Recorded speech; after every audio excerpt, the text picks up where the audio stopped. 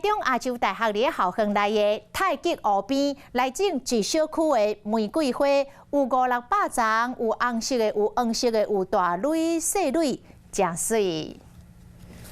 学生用手机伫花园内底翕相，亚洲大学的校园内底有种几大片的玫瑰花。那开会时，有真多人会专工去赏花。第一次知道玫瑰花有那么多颜色，我觉得很漂亮，还蛮好看的。带我妈来拍吧，我妈喜欢拍照。因为我们亚洲大学是欧式建筑，所以配上玫瑰花呢是绝配哈。配合校园欧式建筑物，种500-600丛的玫瑰花，那开会时各种色水拢有，互校园加真浪漫。唔那玫瑰花尔，也有风铃木。